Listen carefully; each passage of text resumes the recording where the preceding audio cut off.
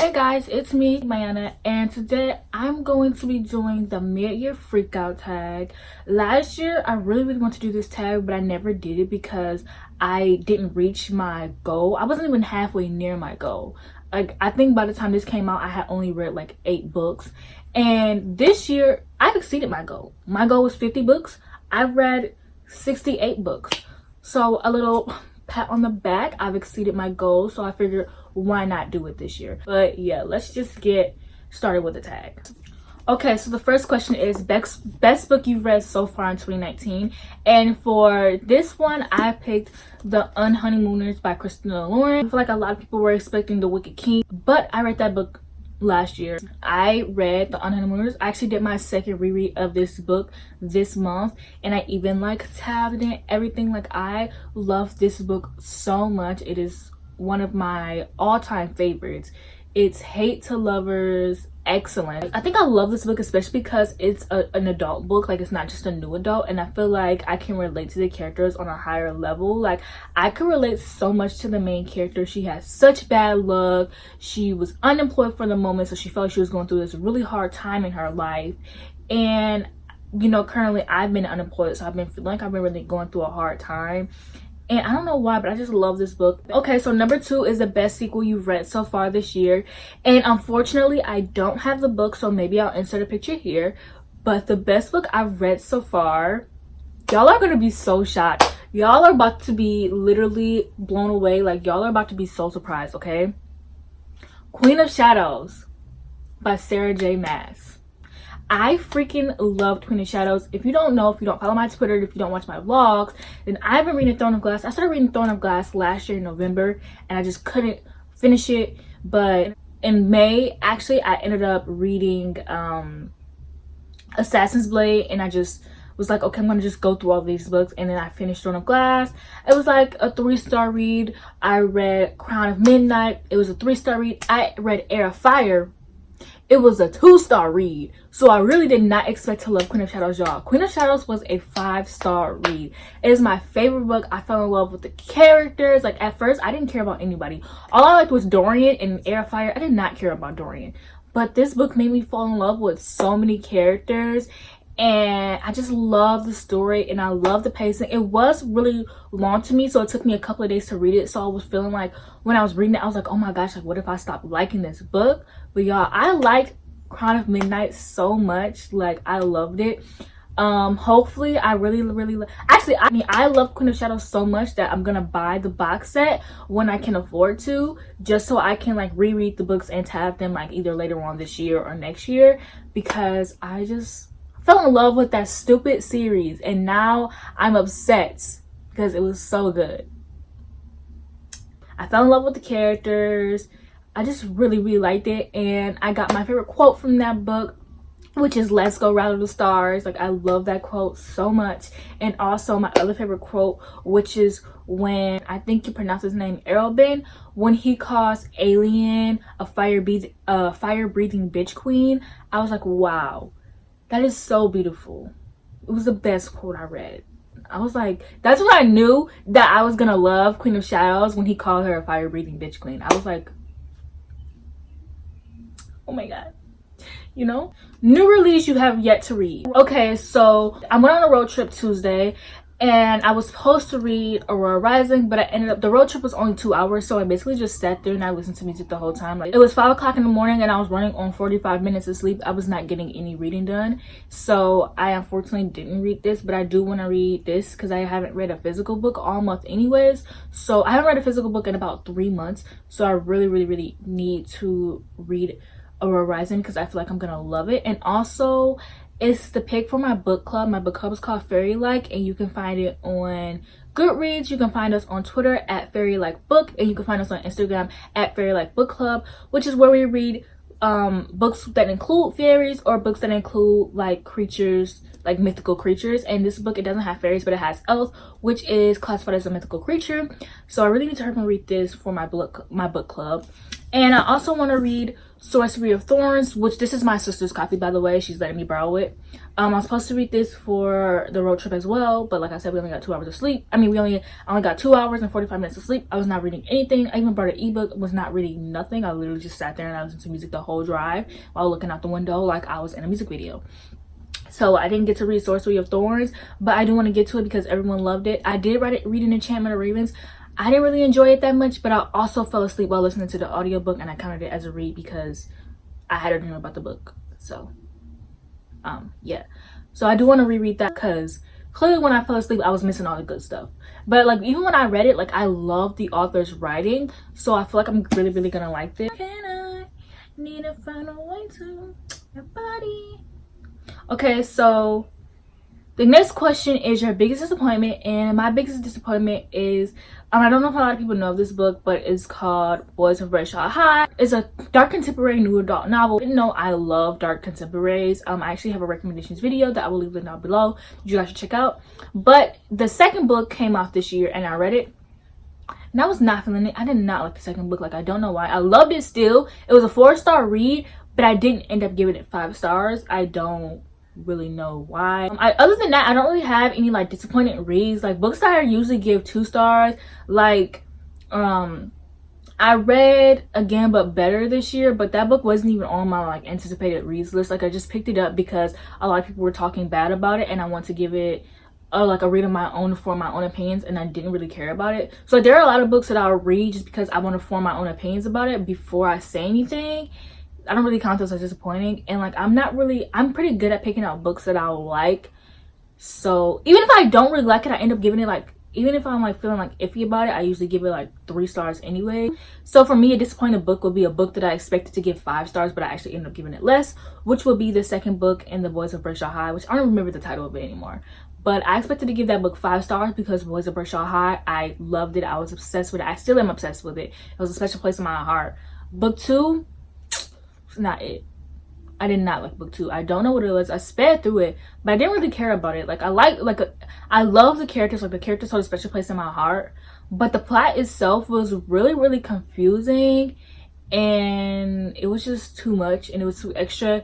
And of course I love tea, I love drama, but to me there comes a point where if it includes like too much like tea and too much drama, where that's all that they use for their plots, I will stop reading. Like I stopped watching shows when the shows like Pretty Little Liars and stuff like that. Like I stopped watching Pretty Little Liars and I stopped watching The Vampire Diaries because they rely on like drama and stuff to keep the show going, and it's too much for me. Biggest surprise, and once again I have to say Queen of Shadows by Sarah J Maas was the biggest surprise for me.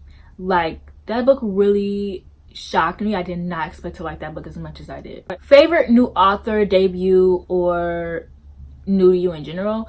I can't say anything because I don't have a favorite author. Like you expect Holly Black to be my favorite author, but to me, to be a favorite author, I had to read all of your work or a good majority of your work and really like it. And to be honest, from Holly Black, I've only read The Cruel Prince. I haven't finished the Tide series and I haven't finished The Darkest Part of the Forest, so I can't really call her my favorite author. Yeah, so I have to read at least like 2 or 3 of your other books in order for me to call you my favorite author. New fictional crush, and now I have to be The Darkling. This year I read Shadow and Bone. I'm reading Season Storm. It's taking me a while to read it, but I love The Darkling in this book. I have a couple of like quotes highlighted by him. My favorite Darkling quote is the quote where he goes, "Fine, make me your villain." And I was like, oh, I love villains, and the Darkling is like a pure villain. Like I love villains. I love when they don't get redemption arcs. I love when they're just them being evil, trying to take over the world, because same. So like yeah, the Darkling, like where you at? Call me. Let's rule the world together. Like let's like make everybody bow down to us. Like we deserve it, you know. I just love pure evil, and that is what the Darkling is. And it's just like I'm literally shaking on the inside because the Darkling is just, he's so beautiful. He's so amazing. The talent that has, amazing, beautiful. We stand. The next Question is newest favorite character, and that will have to be Alien. I cannot pronounce her last name. I love Alien from Throne of Glass so much. At first, in Airfire, I really didn't care about her. I think it's because I kind of spoiled myself for the series anyways, because I googled something I shouldn't have googled and I ended up spoiling myself. So I didn't really care about her. But then in Crown of Midnight, she just proved to be a baddie. Like, I thought I was gonna stay Manon. I don't care about Manon. I skipped Manon's chapters. I'm not even gonna lie to you guys. I did like when Manon and Alien met for the first time in Queen of Shadows and they were like fighting. Like, I really, really love that scene so much. I feel like I would like Manon outside of her own chapters. Like, when I read her more outside of her own chapters, but until then, like, I kind of don't care about Manon. Like, her chapters, I tried to get into her chapters. I just find them very, very boring. So I was just like, you know what? Peace out. Bye. But Alien, I love Alien so much. I think she's such a great friend, a great cousin to Adian. I think she's a baddie and I love her. Yeah. Book that made you cry, and for this one I'm going to say The Gilded Wolves by Rashani Chosky. When I first read this book, I gave it 5 stars. I think I still have it as 5 stars, or either went on Goodreads and changed it to 4 stars because I do that very often. I will rate a book on Goodreads and then next thing you know, 2 months later I'll go back and change my rating for it because I'll think about it and I'll be like, you know what, I don't really think I like that book as much as I did in the moment. So but The Gilded Wolves, like, it was like a 4 or 5 star read either way, and I really, really love this. And there's a character that I really grown attached to in this book. I don't want to give away spoilers, but there's a character that I really grown attached to in this book. And when I reached this one chapter with that character, like, I was like in full on tears, and I was like listening to the audiobook, and I remember like recording the scene and literally all you hear is just like fast talking in the background with like tears like streaming down my face. Like, this book made me cry. A book that made you happy, yikes, I don't really read books that make me happy. Like, even when I read contemporary, I tend to read dark contemporary, so I don't really read like happy books or like happy contemporaries. Like, mostly all the books I read are like very like hard-hitting or like really, really like deep into fantasy or, you know, things like that. Like, I don't really read like books that like make me happy. Like, they have books like that out there. Wow, must be nice. Okay, so the next question is book with the beautiful cover, and for that one I'm gonna have to go with The Diviners by Libra Bray. I freaking love this cover so much. I got this cover off Amazon for $19 with Amazon Prime. Like, whoop whoop, you can get this book off Amazon, but it'll probably be like $40. I love this cover so freaking much. Like, I'm so sad it was discontinued, and I'm so sad that the other books aren't the same cover, but I can't wait to read this. I don't know why I've been like so nervous to like get into this book, but I do really want to get into it. I think because I don't know why, but I put off books that I know I'm gonna rate 5 stars or books that I really want to rate 5 stars for some reason, and like next year or towards next year I really want to get out of that habit and just read a book, you know, and just read it instead of being like, oh, it's gonna be 5 stars, let me put it off. Like, you know, for some reason in my mind I can only have like 1 5-star read a month. So if I've already read like a 5-star book, I won't pick up any others, because usually for me my ratings for books every month is like a 3-star read. So okay, and so the last question is, what book do you need to read by the end of the year? I need to read The Diviners, I need to read The Last Magician, I need to read An Ember in the Ashes, which I started to read, but I think I need to read that physically, and I refuse to buy the paperback copy, and I refuse to buy the old hardback, so I'm just gonna wait. I hear in like October they're gonna release a special edition of like the hardcover version of the book, so I'm just gonna like try and get that. I need to read We Hunt the Flame. Jake owns this book, and when I was at Jake's house, I read like the first couple of pages, and it was like pretty decent. And I read the first page, and it was pretty good. And I also looked at the map, and I love the map, and I love the cover, and so I really need to read that book. I also need to read The Poppy War. I need to read A Darker Shade of Magic, because Ian from Bibliosquire loves that book, and me and Ian pretty much have like the same kind of reading taste. Like, we both kind of like the same books, so I really want to give that book a try because he loves it, so I feel like I'll love it. I really need to read Scythe, because my friend Angel bought that book. She doesn't have a YouTube, but she has a Twitter, and it's Angel Cakes Reads, And so you guys should definitely go follow her. She's the queen. She's the love of my life. She's like literally one of my best friends. I really need to read Renegades. Literally every time I've tried to read it, I've even tried to buddy read this book with Yasmin from, I'm pretty sure her channel is Yasmin Reads. I'm pretty sure. If not, I'll just link her channel down below. Either way it goes.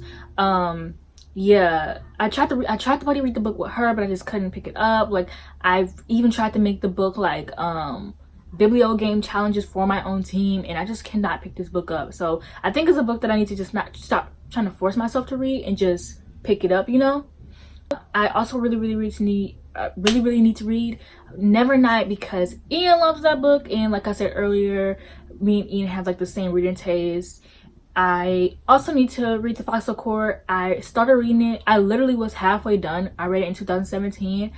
I think I was in a reading slump that summer, and like that was before I really got into reading. Like that was when I was reading like 4 books a year.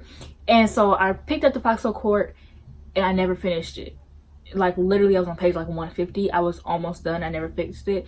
I tried to pick it up like earlier this month, and I just couldn't get into it for some reason. I think it's because like when I last read it, I was in a bad reading slump, so they put like a bad taste in my mouth because of like the reading slump and not the book itself. And so I really just need to like push through and like read it, because I think I'll stand. I want to stand, you know. I want to stand The Foxhole Court.